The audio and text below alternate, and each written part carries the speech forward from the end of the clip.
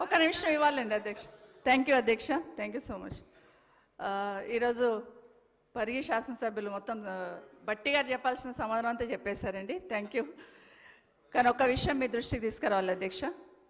రామ్మోహన్ రెడ్డి గారు మాట్లాడుతూ వికారాబాద్ జిల్లాను ఏర్పాటు చేయడంతో నష్టం జరిగింది అన్నట్టు మాట్లాడారు అధ్యక్ష. మీరు ఆ ప్రాంతానికి చెందిన వాళ్ళు, వికారాబాద్ జిల్లా గురించి 30 సంవత్సరాల నుండి పోరాటాలు చేసి వికారాబాద్ జిల్లా కావాలని వికారాబాద్ జిల్లాలో ఉన్న ప్రతి మనిషి గుండె కొట్టుకుంది అధ్యక్ష. వికారాబాద్ జిల్లా కేసీఆర్ గారు చేశారు. ఇప్పుడు ఎమ్మెల్యే గారు మాట్లాడుతూ, గౌరవ శాసనసభ్యులు మాట్లాడుతూ వికారాబాద్ జిల్లా వల్ల నష్టం జరిగింది. ఈరోజు వికారాబాద్ జిల్లా వచ్చింది కాబట్టి తాండూరులోనో బషీరాబాద్లోనో వెనకాల తాండూరు ఎమ్మెల్యే గారు కూర్చున్నారు. బషీరాబాద్ మారుమూల నుండి, తాండూరు మారుమూల నుండి హైదరాబాద్కి వచ్చి రంగారెడ్డి కలెక్టరేట్లో చేయాలంటే ఎంత ఇబ్బందులు పడేవాళ్ళు. ఇప్పుడు వికారాబాద్ పోయి ఏ విధంగా పరిష్కరించుకుంటుండే అనేది మీ దృష్టి తీసుకొస్తున్నాను అధ్యక్ష. మాట్లాడితే ఇంకొక మాట, వికారాబాద్ జిల్లా వచ్చిన తర్వాత జోన్లు సిస్టమ్ చేస్తున్నప్పుడు ఇబ్బంది జరిగిందని గ్రహించి ఆ రోజు కేసీఆర్ గారు మళ్ళీ ఇమీడియట్గా వికారాబాద్ని హైదరాబాద్ జోన్లో కలిపారు అధ్యక్ష. సంతోషం, దాన్ని కూడా ఒప్పుకున్నారు. వికారాబాద్ జిల్లా వచ్చింది కాబట్టి ఈరోజు జిల్లాకు ఒక కోర్టు వచ్చింది. వికారాబాద్ జిల్లా వచ్చింది కాబట్టి ఈరోజు ఒక మెడికల్ కాలేజ్ వచ్చింది. వికారాబాద్ జిల్లా ఉంది కాబట్టి ఈరోజు ఒక నర్సింగ్ కాలేజ్ వచ్చింది. వికారాబాద్ జిల్లా ఉంది కాబట్టి సపరేట్గా మీకు బ్రిడ్జ్ అధ్యక్ష, మన బ్రిడ్జ్కి సంబంధించి ఇమీడియట్గా ఒక 100 కోట్లు శాంక్షన్ ఇచ్చున్నారు ఆ రోజు. ఇదంతా ఇదే కాకుండా అధ్యక్ష కలెక్టరేట్ వచ్చింది అక్కడే. ఈరోజు మాట్లాడుతున్నప్పుడు రంగారెడ్డి జిల్లాలో కలపాలన్నట్టు మాట్లాడారు. మీ అభిప్రాయం కూడా అదేనా అని గౌరవ స్పీకర్ గారిని అడుగుతున్నాను అధ్యక్ష. ఎందుకంటే వికారాబాద్ జిల్లాను కూడా మనం రంగారెడ్డిలో కలుపుదామని. How can you ask speaker గారు? లేదు. Speaker is for all our state. How can we question? నిమిషం. ఎందుకంటే రామ్మోహన్ రెడ్డి గారు మాట్లాడుతూ మన ప్రాంతం అని మాట్లాడున్నారు కాబట్టి వారి అభిప్రాయం కూడా మీ అభిప్రాయం అని అడుగుతున్నాను అంతే. దానికన్నా ఇంకేం లేదండి. గౌరవ స్పీకర్ గారిని రామ్మోహన్ రెడ్డి గారు మాట్లాడింది వికారాబాద్ ప్రజలు ఏదైతే ఉన్నారో మిమ్మల్ని కలిపి మాట్లాడినారు కాబట్టి దయచేసి మీరు అది ప్రభుత్వం దృష్టికి ఏ విధంగా తీసుకెళ్ళి మంత్రి గారు చెప్పండి. మా ఇన్ఛార్జ్ మంత్రి గారు చెప్పాలి. ఇప్పుడు మా ఇన్ఛార్జ్ మంత్రి గారు చెప్పాలి. Yes madam. ఇప్పుడు మా గౌరవ శాసనసభ్యులు ఏం చెప్పారంటే, బ్రాడ్గా తీసుకుంటే డివిజన్ ఈ రంగారెడ్డి జిల్లాకు సంబంధించి కానీ బ్రాడ్గా ఈరోజు రాష్ట్రానికి సంబంధించిన జిల్లాల ఏర్పాటు కూడా సైంటిఫిక్గా జరగలేదు, శాస్త్రీయబద్ధంగా జరగలేదు అనే ప్రధానంగా చెప్పడం జరిగింది. రెండోది, స్పీకర్ గారికి వచ్చినప్పుడు స్పీకర్ గారు మొత్తం గౌరవ శాసనసభ్యులకు సంబంధించి వారి అభిప్రాయం చెప్పింది సార్. వారి అభిప్రాయం చెప్పిండ్రు. వారు చెప్పిండ్రు. I request honorable member who is also a senior member, who was also the minister for a long time, don't please include the chair and don't try to pull speaker గారిని మన discussions లో pull చేయొద్దని మేము గౌరవ సభ్యులను కోరుతా ఉన్నాం. పాయల్ శంకర్ గారు 1 minute. రామ్మోహన్ రెడ్డి గారు చెప్పండి. రామ్మోహన్ రెడ్డి గారు, నేనేమంటున్నా అధ్యక్ష అంటే ఒక శాస్త్రీయ పద్ధతిలో ఒక జ్యుడిషియల్ కమిషన్ వేయాలని గౌరవ ముఖ్యమంత్రి గారు కోరుతున్నారు అధ్యక్ష. 14,000 ఒక మండలం ఉంది అధ్యక్ష. 14,000 జనాభాకు ఒక మండలం అధ్యక్ష. దానికి ఒక ఎంఆర్ఓ ఆఫీసు, ఎండి ఆఫీసు, ఒక పోలీస్ స్టేషన్ ఉండాలి అధ్యక్ష. ఇదేంటి అధ్యక్ష? నేనేమంటున్నా అధ్యక్ష అంటే జ్యుడిషియల్ కమిషన్ ఏర్పాటు చేసి తారతమ్యాలు లేకుండా ఒక 40-50 వేల మందికి ఒక మండలం ఉండాలి అధ్యక్ష. ఆ విధంగా చేసి ఒక 7 నియోజకవర్గాలకు ఏదైతే ఒక పార్లమెంటుకు ఒక జిల్లా చేయాలని చెప్పి అది నా యొక్క కోరిక అధ్యక్ష. దాని జ్యుడిషియల్ కమిషన్ వేసి అందరు ప్రతిపక్ష సభ్యులతో కూడా చర్చించి అందరి ఒపీనియన్ కూడా తీసుకొని శాసనసభలో చర్చ పెట్టి అందరికీ ఆమోదయోగ్యమైతే ఆ విధంగా చేయాలని చెప్పి నేను కోరుతున్నా అధ్యక్ష. పాయల్ శంకర్ గారు డివియేషన్ అయిపోతుంది. ప్లీజ్ సబ్జెక్ట్ డివియేషన్ అవుతుంది. బడ్జెట్ మాట్లాడు అధ్యక్ష. మొదటిసారి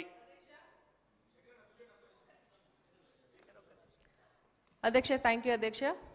మరి గౌరవ శాసనసభ్యులు మాట్లాడుకుంటా మరి రుణమాఫీ పైన చాలా అవాస్తవాలు మాట్లాడడం జరిగింది అధ్యక్ష. ఒక నిమిషం అధ్యక్ష, ఒక నిమిషం. నేను నా నియోజకవర్గానికి సంబంధించి నేను అడుగుతాను. ఎందుకంటే వారు మాట్లాడితే ఏమన్నారంటే గౌరవ ముఖ్యమంత్రి గారు మమ్మల్ని అందరినీ పిలిచి చెప్పడం జరిగింది, రుణమాఫీ గానాల దగ్గర అప్లికేషన్స్ తీసుకోండి అని చెప్పండి. నేను అడుగుతానని అధ్యక్ష, ఒక పాలసీ డెసిషన్ తీసుకున్న తర్వాత ప్రతి ఒక్క రైతుకు రుణమాఫీ చెందాల్సినటువంటి అవసరం ఉంది, ఎమ్మెల్యేస్కి అప్లికేషన్ ఇవ్వాల్సినటువంటి అవసరం లేదు.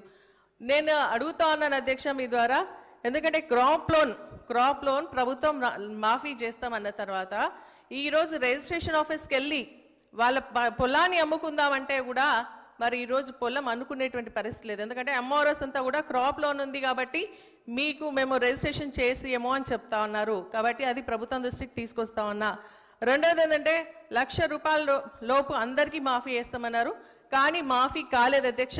నా దగ్గరనే ఇప్పుడు హరీష్ రావు గారు ఒకటి కోట్ చేయడం జరిగింది. ఒక సొసైటీలో 240 మెంబర్స్ 1,00,000 లోపు ఉన్నటువంటి రైతులు ఉంటే కేవలం 140 మందికి మాఫీ అయింది. ఇంకొక సొసైటీలో 600 చిల్లర మంది ఉంటే కేవలం 400 మందికి మాత్రమే మాఫీ అయింది. కాబట్టి ప్రభుత్వం దృష్టికి తీసుకొస్తున్నా, ఎందుకు అధికారులు చెప్పలేకపోతా ఉన్నారు ఎందుకు రుణమాఫీ కాలేదనేది.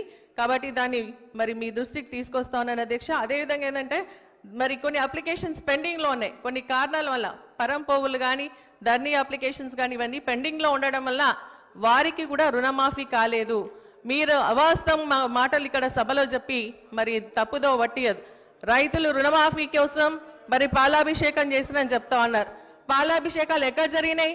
కాంగ్రెస్ పార్టీ ఆధ్వర్యంలో పాలాభిషేకాలు జరిగిన తర్వాత రైతు సంబరాల్లో ఒక్క రైతు కూడా లేదన్న విషయాన్ని స్పష్టంగా నేను చెప్తా ఉన్నా అధ్యక్ష. మళ్ళీ ఇంకోటి,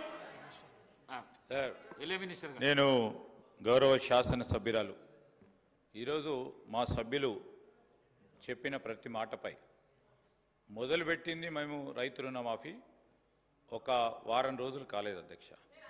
ఆ వారం రోజులకు సంబంధించి ఎక్కడైనా నేనేం కోరుతా ఉన్నానంటే, ఎక్కడైనా అర్హత కలిగిన ఆ రైతు సోదరుడికి మీరు చెప్పిన ప్రతి అంశాన్ని కూడా నోట్ చేసుకొని ఆ రైతు సోదరుడికి న్యాయం చేసే ఓ కార్యాచరణ తీసుకుంటాం. అగ్రికల్చరల్ ఎక్స్టెన్షన్ ఆఫీసర్స్ కూడా ఈరోజు మా వ్యవసాయ శాఖ మంత్రి గారు తుమ్మల నాగేశ్వరరావు గారు స్పష్టంగా వారికి ఆదేశాలు ఇవ్వటం జరిగింది. ఎక్కడైనా సరే we will take it in positive way. అందుకోసమే వి జస్ట్ స్టార్టెడ్ ఈ వ్యవసాయ రుణాలకు సంబంధించి. తప్పకుండా మీరు చెప్పిన ఇంతకుముందు పెద్దలు హరీష్ రావు గారు చెప్పింది కూడా తప్పకుండా పాజిటివ్ వేలో తీసుకుంటాం. మాకు అల్టిమేట్లీ ఆబ్జెక్టివ్ ఏంది, అర్హత గల రైతు సోదరుడికి 2 లక్షల రూపాయల రుణమాఫీ చేయాలి. ప్రక్రియ మొదలైంది. మీరిచ్చే మంచి సూచనలు కూడా తీసుకుంటాం. మా శాసనసభ్యురాలు చెప్పింది కాంగ్రెస్ పార్టీలో, అసలు రైతులందరూ కాంగ్రెస్ పార్టీలో ఉంటే అందరు రైతులు చేస్తారు కదా పాలాభిషేకం. మా రైతులందరూ కాంగ్రెస్ పార్టీలో ఉన్నారు అధ్యక్ష. ఈరోజు ప్రతి రైతు కూడా ముందుకొచ్చి కాంగ్రెస్ పార్టీ ముందుకు వచ్చి అంటే కాంగ్రెస్ పార్టీ కాకుండా టీఆర్ఎస్ అంటారా? పాయల్ శంకర్ గారు ప్లీజ్ ప్లీజ్, డివేషన్ అవుతుంది మేడం. వద్దు మేడం, వద్దు మేడం, లేలే వద్దు వద్దు వద్దు. పాయల్ శంకర్ గారు మాట్లాడు.